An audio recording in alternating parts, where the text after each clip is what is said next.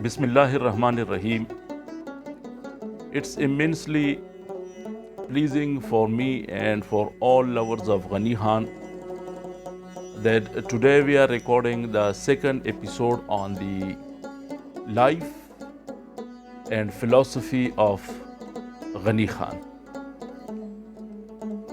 As we have been telling in our Pashto program that the name of that Pashto program is The Journey of Beauty. And in English, its version is The Pilgrimage of Beauty. So it's a journey from the entire world, the entire objective world into self. And we have chosen, why do we choose Ghani Khan, and why do we want to have a version of his life and a poetry into English? The reason is that he is a great classic. We will be, inshallah, explaining it to what extent he is classic, where he is a romantic.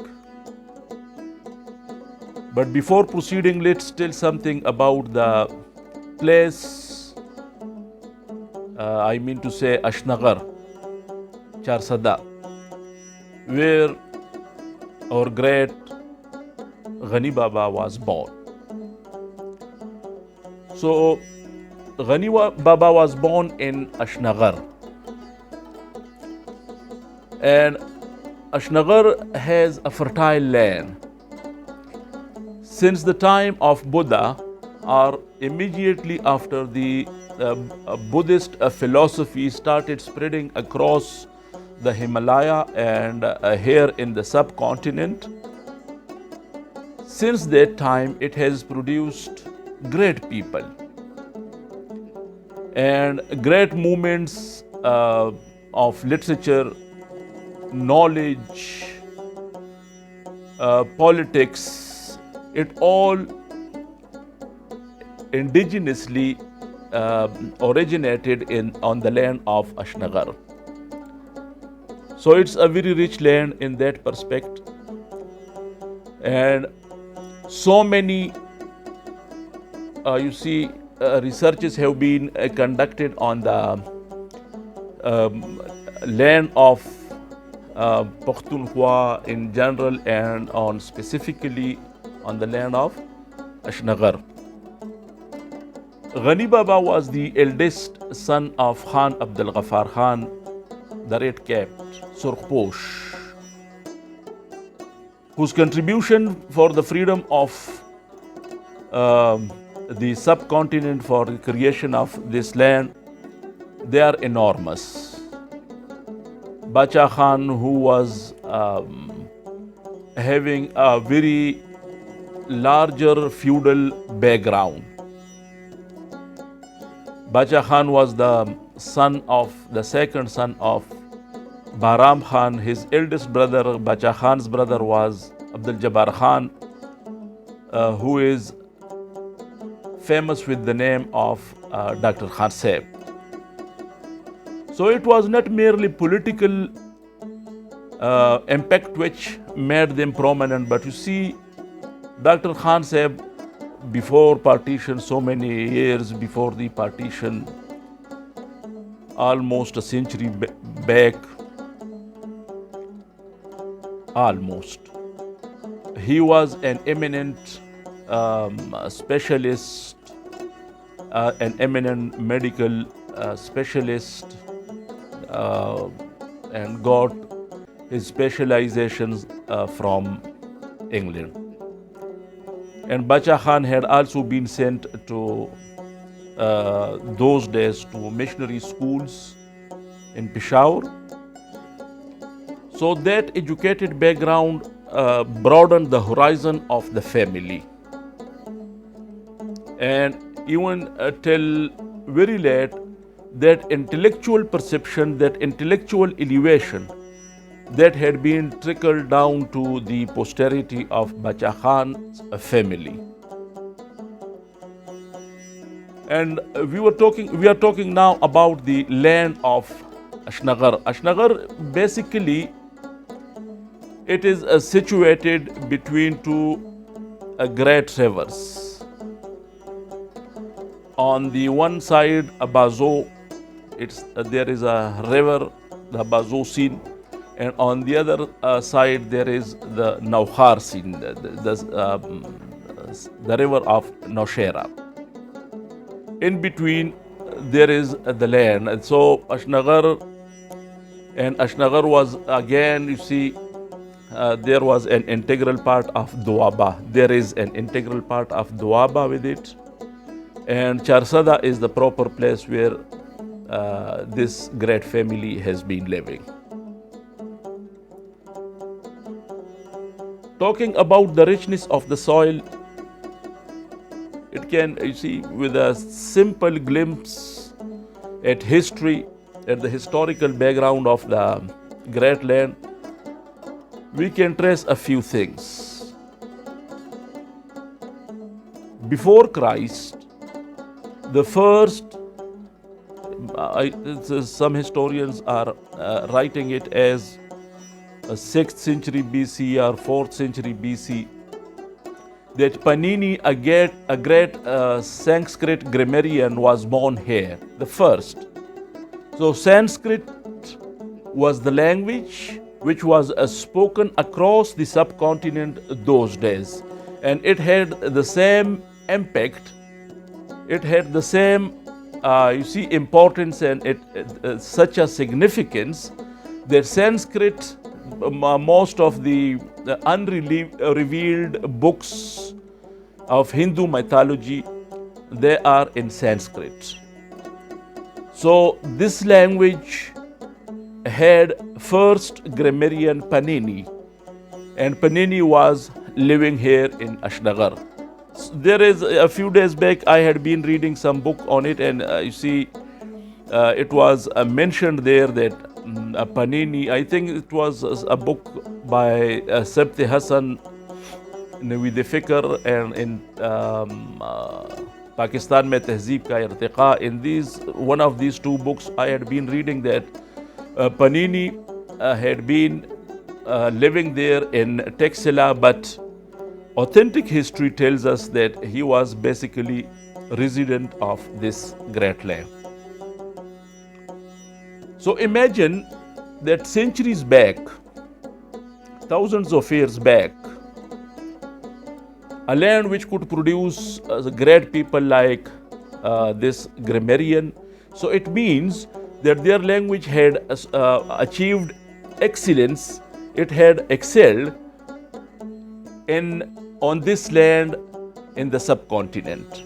And subcontinent, which has also been called the Golden Bird.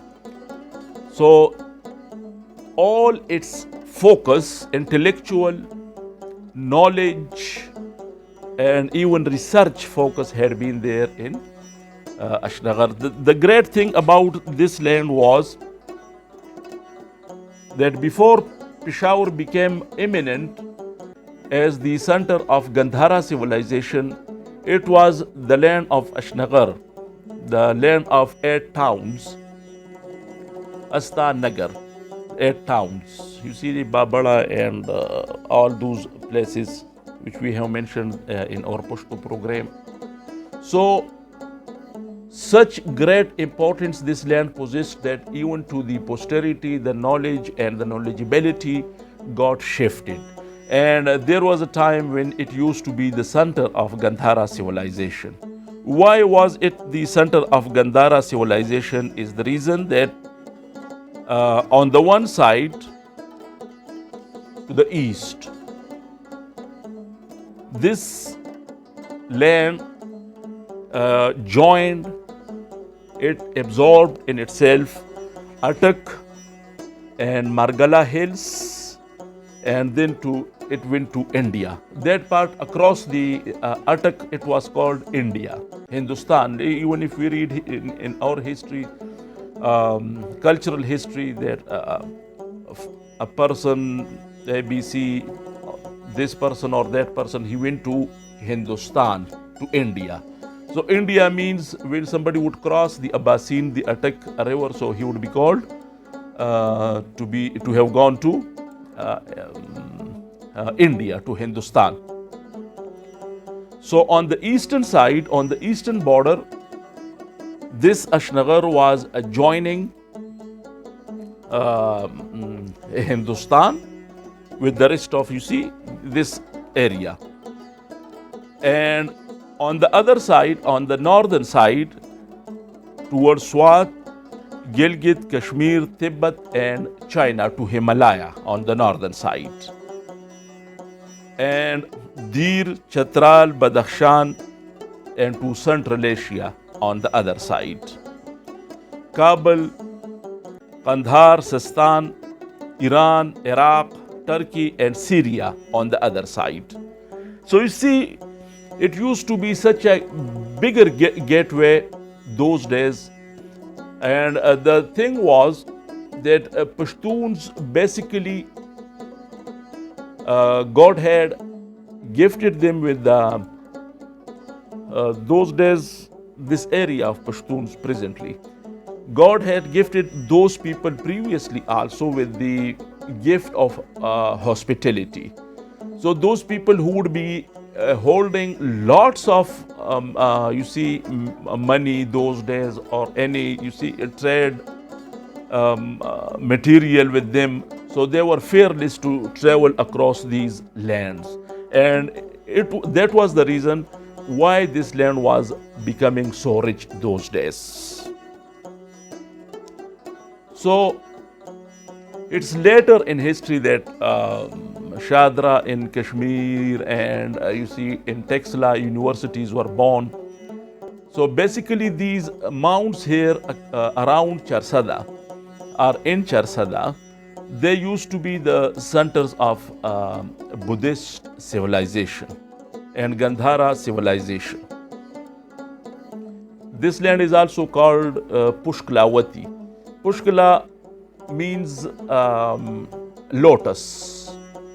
So there used to be lots of lotus grown here naturally. So this was also called Pushkalavati, the city of lotus. So mythologically speaking, Pushkala was the son of Bharat, and Bharat was the brother of Rama. So he was the nephew of Rama. So this is one mythological reference. The same way as Tekshala, and they were his brothers, and you see family of Mahabharat. Why do we want to say this in our prelude is just to give a glimpse of the great historical background of this is very brief, about the land to where Ghani Baba belonged. But Bacha Khan, his great father, he was married in 1912 to the daughter of a rich feudal lord of Razado those days. And the father-in-law of Bacha Khan Baba was Yar Muhammad Khan. So Ghani Baba, from one side, he was from paternally from the side of Bacha Khan. He was the grandson of Bahram Khan, and from maternally, from the mother side, he was the grandson of Yar Muhammad Khan. It is believed, as we have seen Ghani Baba so many times, and it was believed those days that he used to be extremely beautiful, extremely pretty. Beautiful is usually used for, female beauty, but let's also say that in his childhood he was so pretty, so beautiful,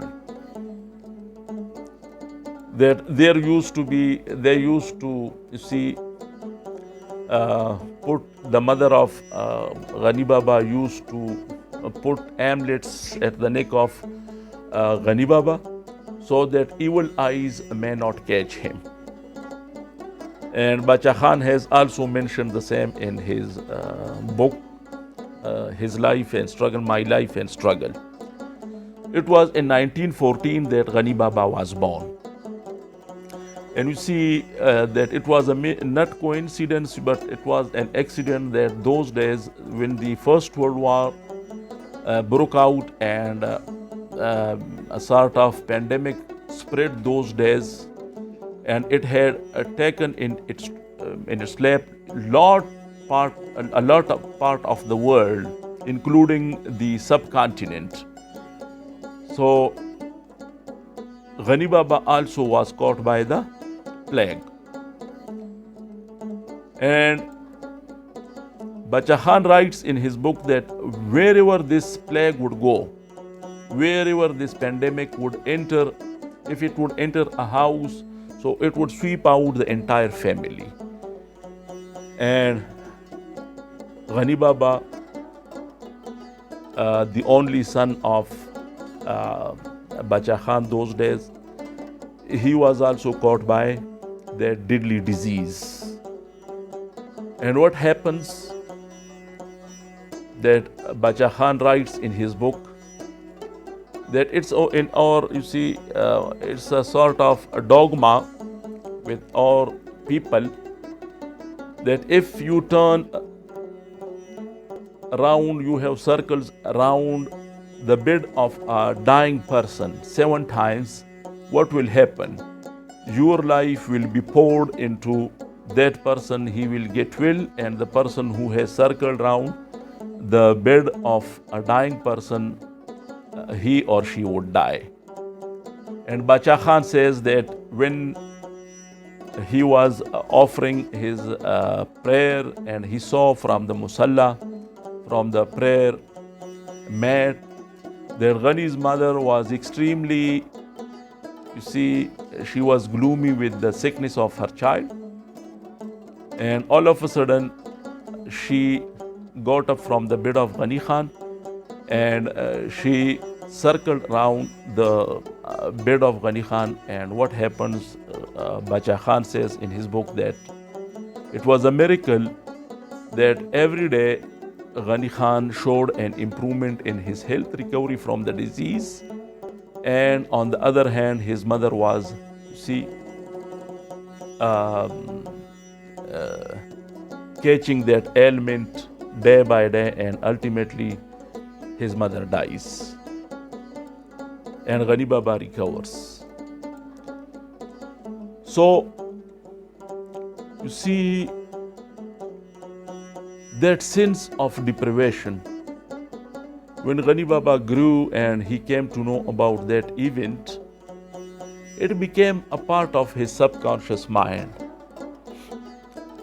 You see, even if we look at ourselves and we are being told about the sacrifice of our mother or anybody who sacrifices her or his life for our sake, so we can never compensate that person, the departed one. And Ghani Baba, a man of higher sensibilities, you see, with such a thin skin to little feelings, very smaller feelings, how would he feel? How would have he felt the great loss of his mother? So that unconscious, he was very small then, and that unconscious feeling had spread around his most of his poetry in the following years, and it was sort of a loss that which he kept with himself till his death. Even in his poems, when he tells us about the mercy, kindness, love of the universe, so he always compares it with his mother. That nature, you see, nature, universe, Allah, they are all as kind as mothers. So Ghani Baba, see, I don't want just to spend too much of so many of our episodes on this background, but it's important just to share it with you. Then later on, when he grew up, he was sent to Azad High School, where he was, you see, that was a school which still has, you see, its relics, what I can say, because those days which Bacha Khan had been working on it, on Azad High School, Azad schools, so they used to be of very higher standard those days. And Bacha Khan was generous enough to send his own children to the same school where the poor lot of the surrounding villages were sent to. And there were so many, you see, there has already been researches conducted on Azad schools about the curriculum, about their vision and about their mission. And after Azad High School, Ghani Baba it was in the year 1929 that he was sent to Jamia Delhi. At the age of mere 14 years of age, he was sent to London. And you see, Ghani Baba also was telling us when we were sitting with him that Bacha Khan used to think politically, used to sleep politically, and used to feel politically.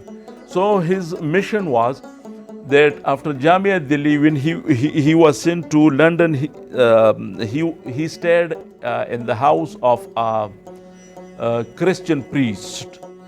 And Bacha Khan thought that priests and mullah, they have a very greater role in the formation, in the formulation, in the uplift of a society, or at least they have a political impact on it. And it is very ironical that Ghani Baba got an inverse impression of all those times which he spent with those religious people. However, he spent so many, a little portion of his life in London. Why did he spend little time in London? Because it's there in some of his letters that when he was in London, he was extremely handsome young boy then. And there was some actress who had fallen desperately in love with Ghani Khan. And one of his friends wrote to Bacha Khan that if Ghani Khan stayed a bit longer in England, he was seriously going to have, he was seriously thinking of getting married to that English lady. So Bacha Khan was a traditional Pushtun. He didn't allow, and he wouldn't allow his son to get married to that English lady, not because he was narrow-minded, but just because of the reason that he wanted his son to accomplish his education and his training. So Ghani Baba was asked, he was ordered by Bacha Khan to leave London quickly and to go to America, to the University of Louisiana.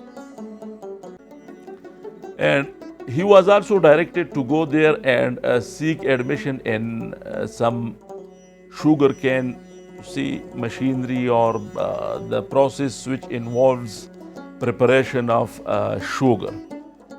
Because our land, the land from where he was belonging, Ashnagar, that was thick with sugar cane. And there is also a small couplet by Ghani Baba that Dost dik dushman de dayo siz har sok mani, nur sadi Ashnagar ki yaw Ghani yaw bal Ghani. That whosoever it is, whether my enemy or a friend, they all acknowledge one fact, that there is nothing in this land of Ashnagar except Ghani Khan and the sugar cane, Ghani and Ghani. So Bacha Khan wanted him to learn, and you see that training, that education proved very instrumental in his becoming an engineer in the Takhbai sugar mill when he was later on acquiring his professional career. So for some time he worked there, and it's recorded in history that living there in uh, you see, serving there in Takhbai sugar mill, he had a greater contribution in its establishment. But that was not the end of it. The greater part had yet to come. When Bacha Khan was in prison, Ghani Khan was stuck there in America, and he used to tell us that was very hard time for me. Ghani Baba says, hard time in the sense that Bacha Khan was in jail for so many years, and the expenditure which was incurring on his education and stay and his life there in America, he couldn't find any support from anywhere. Because his father was in jail, and Wali Khan, his younger brother, he was younger then, and all the land had been either confiscated by, they were taken away by the Britishers, or you see, they were in the custody or in the possession of the cousins of Bacha Khan family. So it was very hard time for Ghani Baba to carry on his education there in America, and it compelled him to come back to India. So nature has its own scheme of things. Nature was preparing a great man. Preparing a great man by exposing him to religious schools, to Christian priests, to the Western society, the advanced Western society of those days, England, Britain, and America. And when he comes back to see India, when he was summoned back by his father, Bacha Khan Baba, to India, what happens that here he was, you see, exposed to a greater experience. That was a sort of physical experience in the sense that he saw the prosperity of the West, the moral values of the West, the beauty of the West, the cozy atmosphere of the West. And when he came back to India, he saw his own cultural values. So, inshallah, in the next episode, so it's the first episode. If there is any any fault in it, so forgive us for that. Inshallah, in the next episode, we will be proceeding to his rest of the life biography, and then we will proceed to his philosophy. There we will talk elaborately, inshallah. So, in the next episode, we will talk about his stay at Shanti Niketan. Until the next episode, we seek your permission till that time. Please give us your feedback for our encouragement.